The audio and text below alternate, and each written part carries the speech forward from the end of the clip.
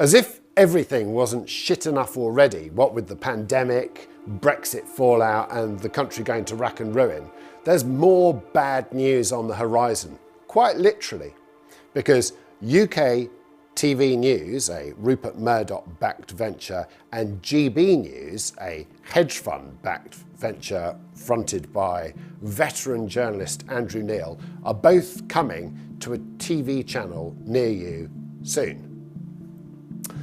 There's been a lot of talk and a lot of chatter and a lot of attempts to eventually block these moves because people are wary of them, and there's good reason for that, which I'll come on to in a moment.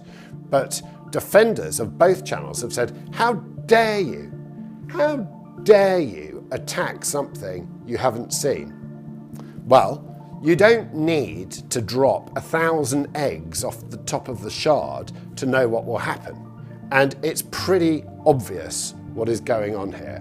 What we are seeing is an attempt to foxify the British news landscape.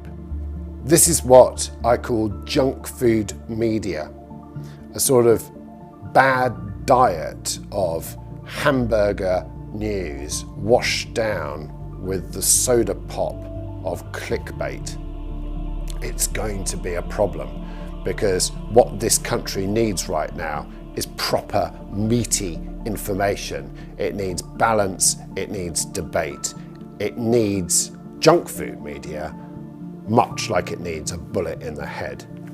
Andrew Neil hasn't helped matters by saying that his channel will be an attack on the woke news agenda, whilst also being very wary of appearing balanced. Now, if on the one hand you say that you're going to be an attack on the woke news agenda, but then that you're also going to be a balanced channel, there's a bit of a paradox going on. And the reason Neil has had to do that is because of Ofcom. Ofcom is the regulator of broadcast media, and it has some fairly stringent rules on balance. Now that is at complete odds with what you've got in America, where in the wild west of broadcasting, almost literally anything goes. And that has seen, over the last 15 years, Fox News rise to prominence in the States. Clearly, these two new channels in the UK are chasing that same Fox agenda and hoping to bring it here. But Ofcom will probably frustrate that.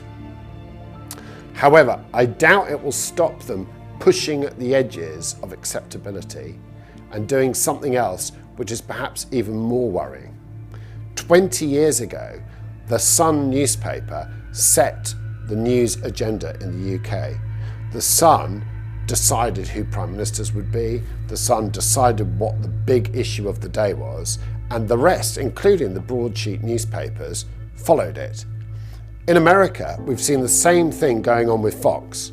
A agile, aggressive, clickbaity, draw the viewer in news channel, tabloidy in its content and aggressive in its agenda will get viewers.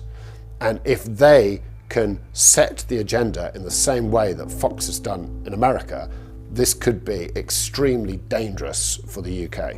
It's not all bad news, because Ofcom still has teeth, even if they are rather blunt. 2 years ago, they fined Talk Radio £75,000 after former MP George Galloway was deemed by Ofcom to have been completely unbalanced in his approach to the Skripal poisonings.